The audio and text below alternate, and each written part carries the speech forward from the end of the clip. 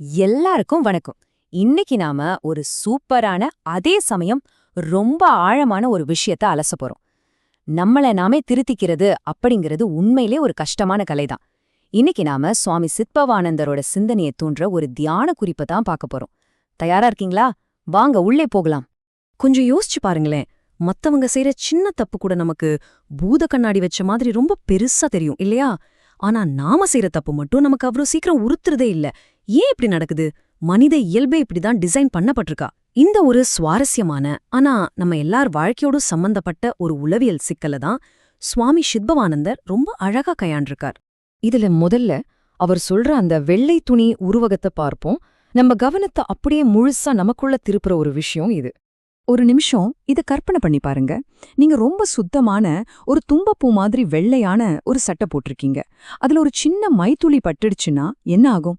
அந்த சட்டை எவ்ளோ வெள்ளையா இருக்குங்கிறத விட அந்த சின்ன கருப்பு புள்ளி தான் உங்க கண்ணையும் உங்களை சுத்தி இருக்கிறவங்க கண்ணையும் ரொம்ப உறுத்தும், சரியா? அதே மாதிரிதான் நம்ம மனசுக்குள்ள எழக்கூடிய மிகச் சிறிய கெட்ட எண்ணமோ அல்லது தப்போ நமக்கு அவ்ளோ தெளிவா தெரியணும்னு சுவாமிஜி சொல்றார்.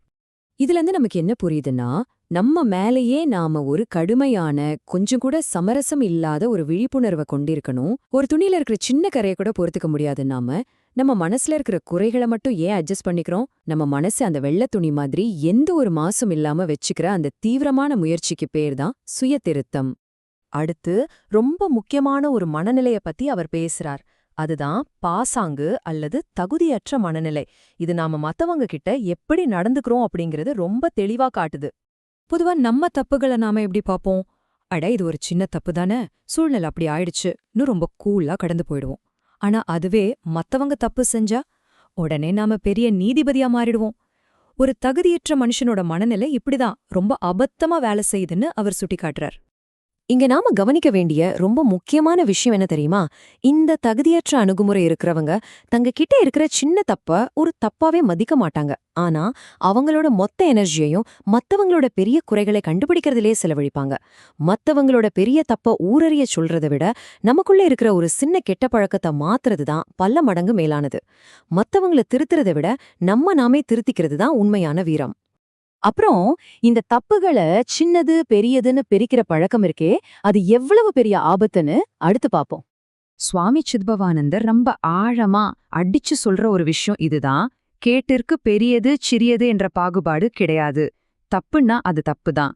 இது சின்ன பொய் தானே, சின்ன ஏமாற்று வேலை தானேன்னு நமக்கு நாமே சொல்லிக்கிற காரணங்கள் எல்லாமே சுத்தமான பொய்.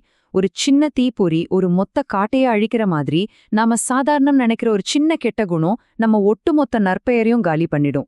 இதை இன்னும் நல்லா புரிய வைக்க அவர் அன்றாட வாழ்க்கையில இருந்து ஒரு சூப்பரான உருவகத்தை சொல்றார். அதுதான் ஓட்டப்பானை.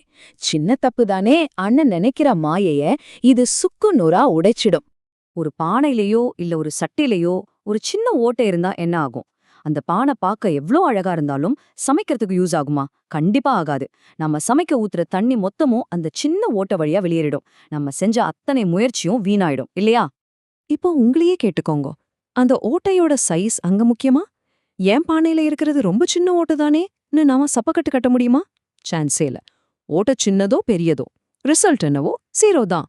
அதே மாதிரிதான் நம்ம கிட்ட எவ்வளவு நல்ல குணங்கள் இருந்தாலும் நமக்குள்ள இருக்கிற ஒரு சின்ன தீய குணம் அந்த ஓட்டைப்பானை மாதிரி நம்மளோட ஆன்மீக அல்லது தனிப்பட்ட வளர்ச்சிய மொத்தமா வடிகட்டி வீணாக்கிடும். சரி, அப்போ இதிலிருந்து வெளியே வந்து எப்படி ஒரு சிறந்த குணவானா மாறுறது? அதற்கான தீர்வையும் அவர் சொல்றார். ஒரு நல்ல குணமுள்ள மனுஷனா மாறுறதுக்கான வழிகள் வெறும் தியரி கிடையாதுங்க, அதெல்லாம் பிராக்டிக்கலான விஷயங்கள். முதல் ஸ்டெப், மத்தவங்க தப்ப கண்டுபிடிக்கிறத உடனே நிறுத்தணும்.